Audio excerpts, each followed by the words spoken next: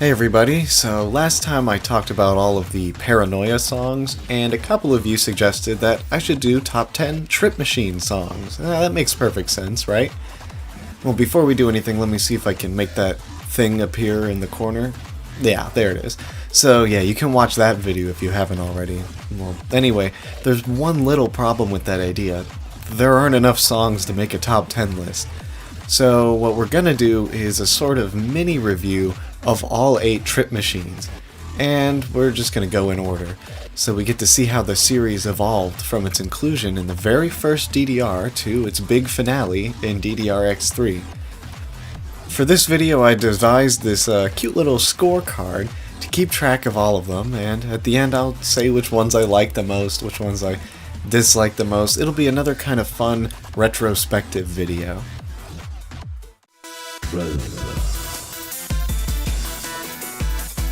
Here's a quick trivia time for you. Trip Machine, of course, is from the very first DDR, but it was added to the game after its initial release in an update called Dance Dance Revolution Internet Ranking Version, or DDR 1.5. Now, you might be thinking, how would that work? This was before the days of EMU's passes, and clearly these machines aren't somehow connected to the internet. Well, in the olden days, the final results screen would include a password that you would have to write down. Couldn't press 1 on the keypad to send it to the app, you had to write it down. Then you would go to the Konami website to upload your score online, and using the Wayback Machine, I was actually able to find the leaderboard. You can see who submitted it, like what prefecture they're from, the store it was at, and they could even leave a little comment. Pretty cool glimpse of DDR history right here. Okay, that wasn't really a quick trivia time, that was actually a rather long trivia time. So, back to the review. One common theme you'll be seeing in this video is comparing Trip Machine to Paranoia. When it comes to the music, Trip Machine is much more structured, I guess. I assume there was more time to make this song since it came out a little bit later. There's an actual melody with chord progressions, little piano section, little arpeggiated synths. Just a lot more thought put into it than Paranoia. However, at the same time, it's almost as if there's twice as many, sound effects. If you aren't paying attention, you can kind of block them out, but when you're really listening for them, it is non-stop. I can picture Naoki dragging and dropping as many sound bites as he can over top of everything. And a few of them are pretty annoying. Robot saying, yeah, that's fine. Woman moaning?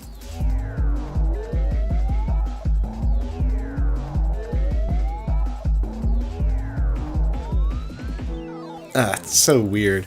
I cringe every time I hear that, and it's in pretty much all of them. But I think there's an okay track underneath all of that, so the song gets a B.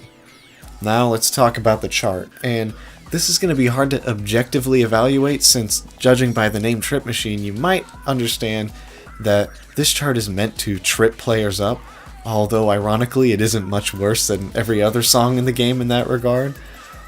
So the song is tricky on purpose. I didn't say it was bad on purpose. It is bad though, but not entirely for that reason. The big thing is how the notes are trying as hard as they can to not go to the music, although the two do line up maybe a third of the time. So why they didn't do it, the whole time is beyond me.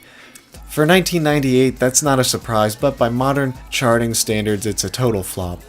The thing that saves it is because at 160 BPM, it's still slow enough to double step the whole thing with no issues. We're going to give the chart a B-, and the minus is because when the robot says DDR, the notes go down, down, up instead of down, down, right. And that gives us a total of... who knows? Get rid of that column, I'm not using it.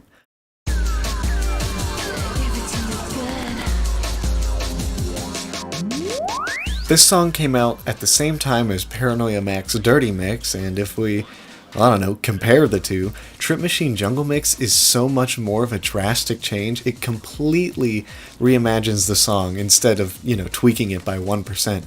Now, perhaps someone who isn't an old person like me can tell me if I'm wrong, but, let's just bring up the scorecard right now, because honestly, the music, that's a triple A right there. It's jazzy, it's dark, it's super 90s. Any gamers over a certain age, when you hear jungle music, it's just a certain sense of nostalgia. So yeah, I am 100% biased, but even then, there's so much more care and creativity that went into this song. The breaks are chopped in a lot of great patterns, the tacky sound effects are more subdued and appropriate, all while keeping that original Trip Machine feel. I love it. The chart is still stuck in the past like its predecessor. I mean, it's to be expected. This song came out like a month after the first one. No revelations had happened in that time. It's well known that the Afronova walk actually made its first appearance here, but honestly, they probably didn't even have that in mind when they made it. Remember, you're supposed to be tripped up by the Trip Machine, not create inventive strategies on how to execute it smoothly. Well, in any case, the time that the chart goes with the music has gone up from 1/3 to maybe 2/3, so that's fine. It gets an A. Mommy, please sing. I do not like that. I do not want weird baby sounds in my song. Oh, we're back to the goofy samples, and the melody is reduced to just the first note played over and over again. I thought Paranoia KCED Clean Mix was repetitive, but the way this track does it is somehow worse than that. It loops the same sections with no real sense of direction. The ending sounds like every section of the original is just played at the same time. Oh yeah, and look at this. It truly sublimated into a different song. Yeah, okay, not the word I would have used. It sublimated into a shittier song. C+. The steps were about as equally thrown together as the song, though at one point it seems like they did their best to purposefully avoid putting the notes to the beat. Then, maybe a couple measures where it does line up and, oops, back to being wrong. There's constant double steps, long stretches of nothing with the occasional notes sprinkled in, precisely one random 16th note, and, to top it all off, an ending run with zero flow whatsoever unless they expect us to do like 100 spins. It gets a little bit of a pass since, again, it's still at level 12. It's still possible to just put up with it. Something that can't be said about some of the later entries. This is a C.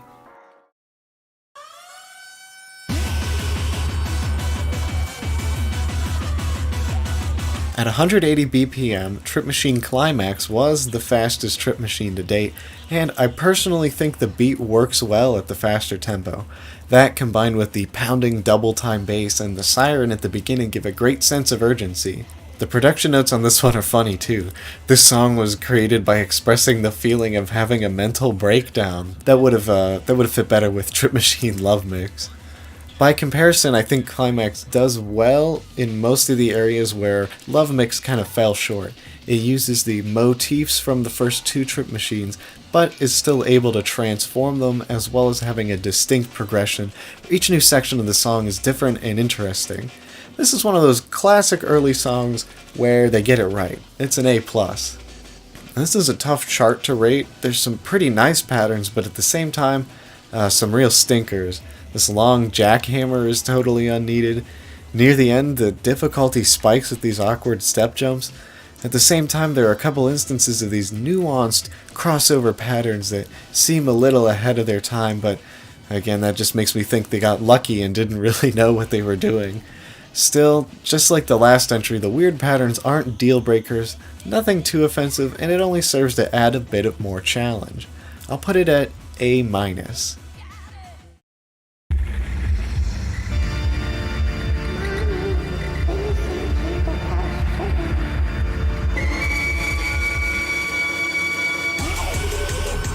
Trip Machine Survivor, the forgotten ugly stepbrother of Paranoia Survivor that's chained up in the attic.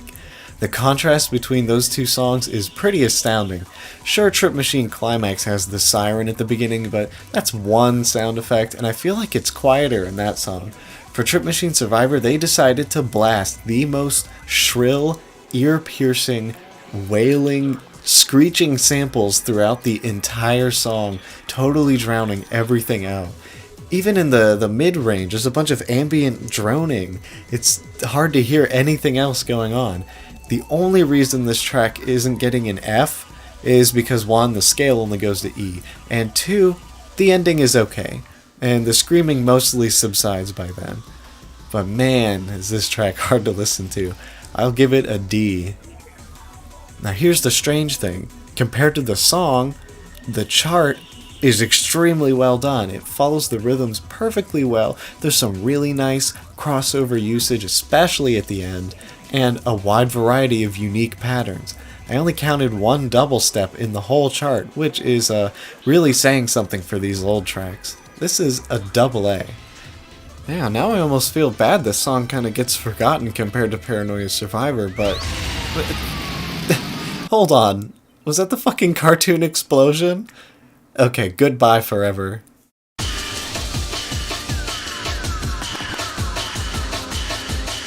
Trip Machine is back. Yes, it is. This is a much more chilled out, darker rendition that takes more inspiration from the Jungle Mix. The very first note is pretty nostalgic itself, and it's such an explosion of sound. Honestly, that might be my favorite part of the whole song. Let's hear it again. Yeah, who knows, maybe it's just me. The main issue is the rest of the song. As mean as that sounds, they were still trying to capture the magic of the Jungle Mix with that chopped up beat, but this time it's chopped a little too hard, which breaks up the flow. More on that in a second. And then the ending is a total non sequitur that comes out of nowhere for 4 measures and then the song ends. A lot of good ideas, but a little rough on the execution. I'll give it a double A minus. And now the chart. Oh boy. We're all gonna have to agree that Supernova 2 was not the game's finest hour. I'm assuming there was a bet going around the Bimani office on who could make a chart blindfolded. You're constantly having to double step and step jump, meaning for a 15, it's very easy to get worn out playing this song. Now, you might be thinking, well, that's the challenge chart, so yeah, it's gonna be tricky, I'll just play the expert chart. Well, guess what? In some aspects, that chart is even worse than the challenge chart, so you're screwed either way. This gets a C+.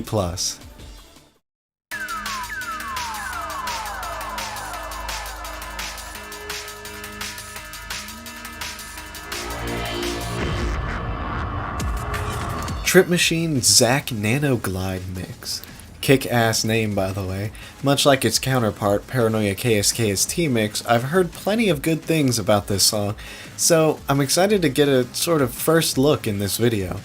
As you may know, the DDR remix songs from X3 weren't available in America until years later.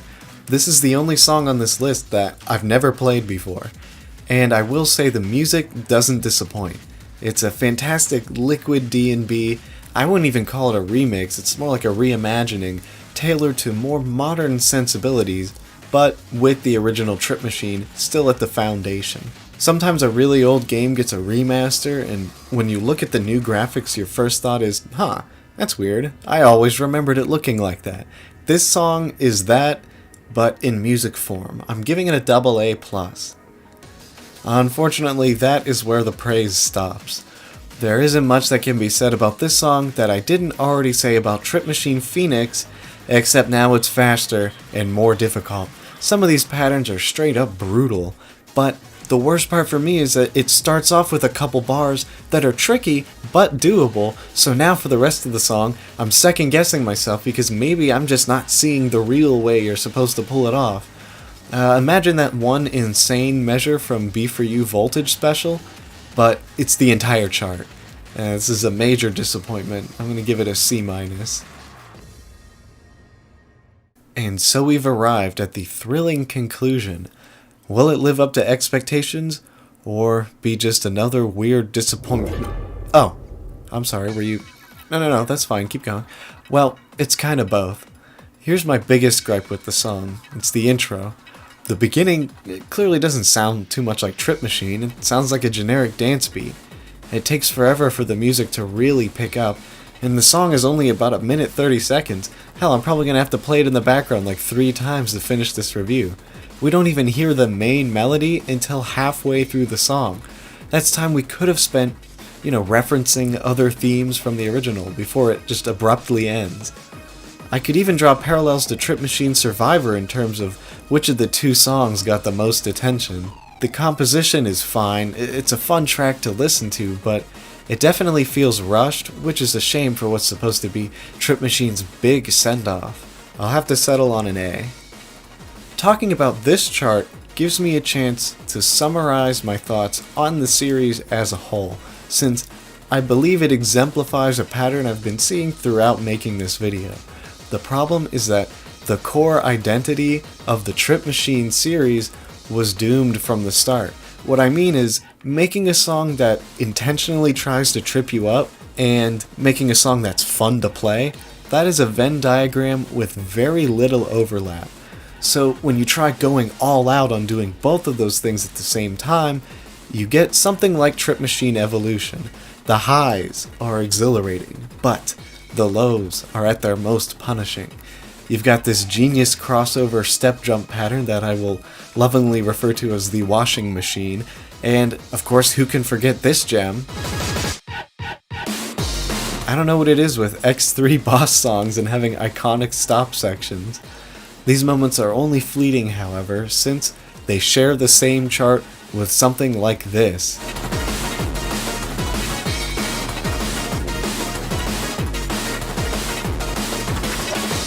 All throughout are some devious double steps. I mean, if you don't know where these things are, you can pretty much kiss your ankles goodbye. Everything about this chart pretty much cancels each other out, so I'll rate it perfectly in the middle with a B. And there we go. There's our completed scorecard. The worst Trip Machine award easily goes to Trip Machine Love Mix. I'd have to say that song has the least redeeming qualities. As for the best, I don't know. This might come as a shock, but I think I'm gonna have to give it to Trip Machine Survivor, even though I hate the song. I mean, with something like Jungle Mix, I can just pull that up on my phone anytime I want. If I'm playing the game, the chart is more important, and Survivor has the best chart. Besides, all those screeching sound effects pretty much join the chorus of kids at Dave & Buster's running around, screaming, doing Fortnite dances, and 100 other arcade games blaring in the background anyway. Alright, that's the end of the video. If you made it all the way here, you're not an ordinary fella. Now, what I need from you, if you guys have any specific songs that you're just dying for me to review next, let me know. I already have a few planned, but it's possible some good ones slipped my mind. Anyway, I'll see you next time, and thanks for watching.